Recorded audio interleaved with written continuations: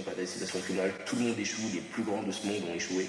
On va encore tous échouer, mais ce qui est important, c'est pas que tu échoues, c'est que tu arrives à te relever, que tu arrives à rebondir, que tu arrives à tirer des leçons et que tu recommences.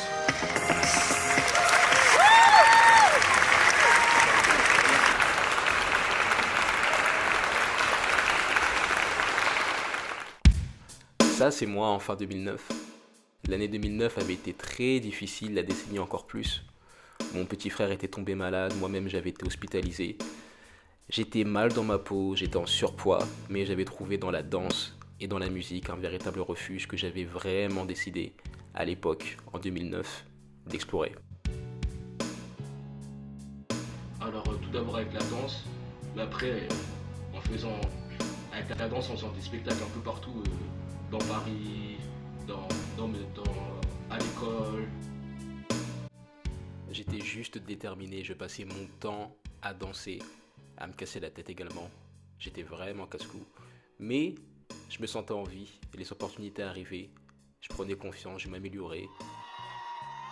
Je sautais dans la foule. J'étais très content.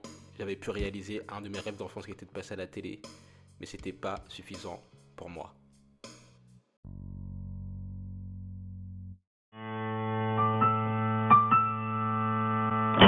Ça, c'est moi en fin 2013. Je venais juste de commencer le piano. Je savais même pas où était le do.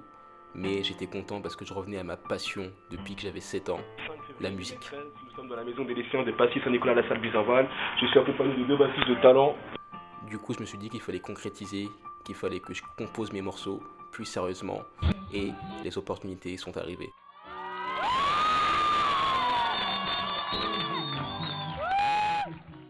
Ça, c'était la première fois que j'interprétais un de mes morceaux sur scène. Et mon petit frère est venu me rejoindre à la fin de la chanson. La magie de la scène. Je pensais que j'étais lancé, que j'allais vraiment faire de la musique, mais ça a été le contraire.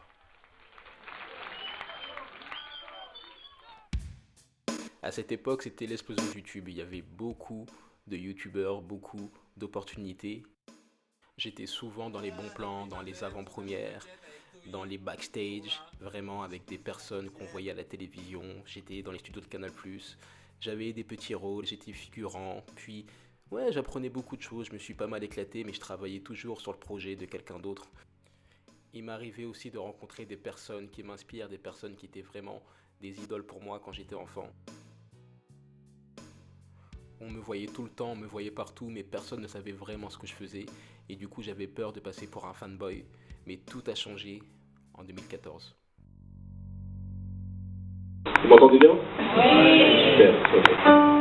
Ce jour-là, j'étais censé danser au Bataclan. J'avais booké des danseuses. Je devais également danser.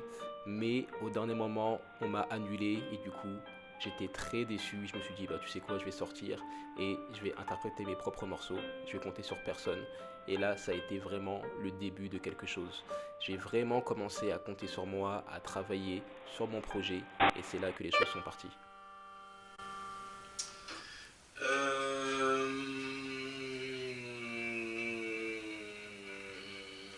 D'ailleurs, en écoutant tes maquettes, j'ai compris que c'est toi qui compose tes propres trucs. C'est pas comme si tu faisais appel à un beatmaker, machin truc. C'est vraiment toi qui composes.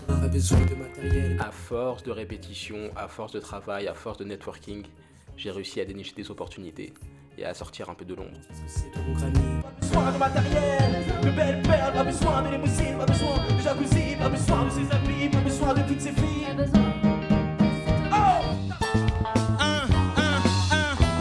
Le soleil mort ce soir, misé par son départ.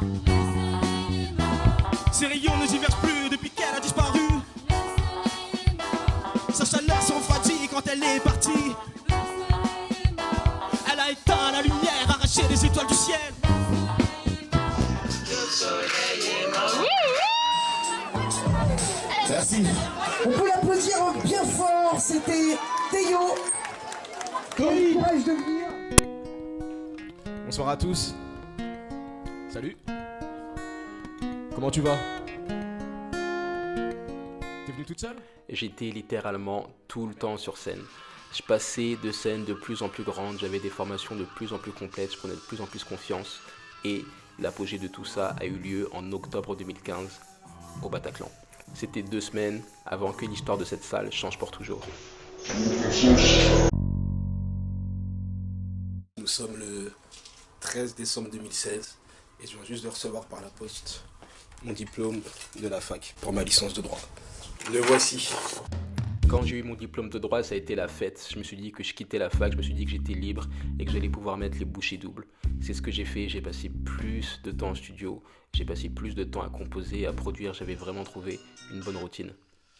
Ok, good, donc tu veux faire le refrain? Ouais. Elle est partie avec elle. Partie avec elle. Il n'y a plus rien à faire. Elle est partie avec elle.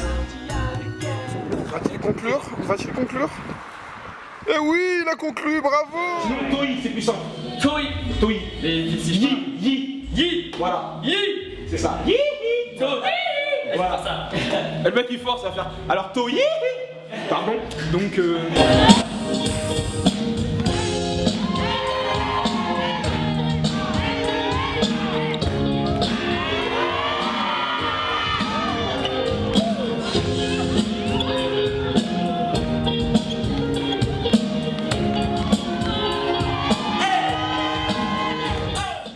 Les choses commençaient sérieusement à avancer, j'apprenais tous les jours, j'étais un meilleur producteur, un meilleur musicien. J'avais des belles opportunités, je travaillais avec des personnes qui m'inspiraient. J'étais invité à la radio, je faisais du son, je rencontrais mes légendes et j'avais des choses à leur proposer cette fois-ci. Je pensais que j'étais intouchable, mais tout a basculé. Ma vie a changé le 6 juin 2017 lorsque j'ai reçu une mauvaise nouvelle. Ça a changé ma vie, beaucoup de choses que je prenais pour acquises ont disparu et j'ai traversé le désert pendant 10 bons mois. J'ai essayé de faire de la musique mais j'arrivais plus à trouver la motivation, ni l'inspiration, ni les bonnes conditions. Je te raconterai plus tard. Donc là littéralement le leitmotiv c'est no excuse mec. Exactement. No excuse. On a même plus que ce qu'il nous faut en vérité. La chose qui m'a vraiment permis de me relever et de repartir sur un bon pied, ça a été Internet. Toi, c'est un gars qui est dans mon staff, dans mon équipe. J'ai appris la vente, j'ai commencé à faire du coaching, j'ai aidé les gens à passer à l'action, j'ai rencontré beaucoup de personnes. Ce monde serait un endroit beaucoup plus agréable à vivre si les gens suivaient plus leur passion. J'ai aussi sorti mon premier livre, Le Week-end de 7 jours. J'ai aussi lancé un média, un podcast que j'appelle La Percée. C'est un podcast dans lequel j'interviewe des personnalités inspirantes, surtout des artistes et des entrepreneurs créatifs. J'ai pu rencontrer beaucoup de personnes, ça m'a ouvert énormément de portes. Le moment où je me suis ennuyé, j'ai décidé de partir m'installer à Los Angeles. J'ai vendu ma voiture, j'ai rendu mon appartement, c'était complètement déraisonnable. Mais bon, j'ai appris beaucoup de choses, j'ai réalisé un autre rêve. Mais j'étais complètement perdu en revenant. Perdu sur la suite de mon parcours. Sur là, je devrais mettre mon énergie, mais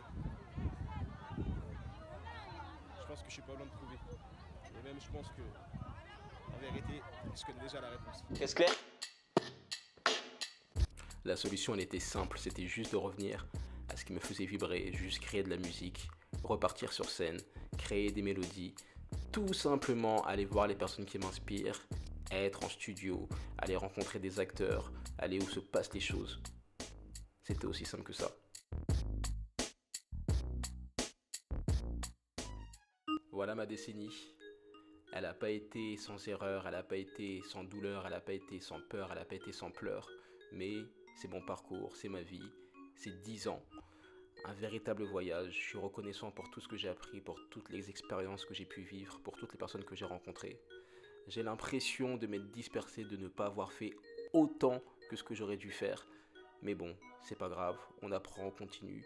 Je sais pas où je serai dans 10 ans, je sais pas si je serai père, je sais pas si je serai encore en vie, je sais pas ce que je ferai, mais ce qui est sûr, c'est que je vais miser sur moi. Je ne peux plus accepter de vivre dans le besoin, de me demander comment je vais subvenir demain. Vagabonder dans Paris sans savoir où je vais dormir, espérer un virement comme par magie. Je ne peux plus accepter de jouer le rôle de la victime, faire semblant d'être heureux avec ma petite copine. Ça fait beaucoup trop longtemps que je vis en asservi. Aujourd'hui je me rends un très grand service. Je vais miser sur moi, je vais miser sur moi. Je vais nourrir ma foi, élever mon âme et me sortir de là. Je vais miser sur moi, Je vais miser sur moi. Je vais nourrir ma foi, élever mon âme et me sortir de là.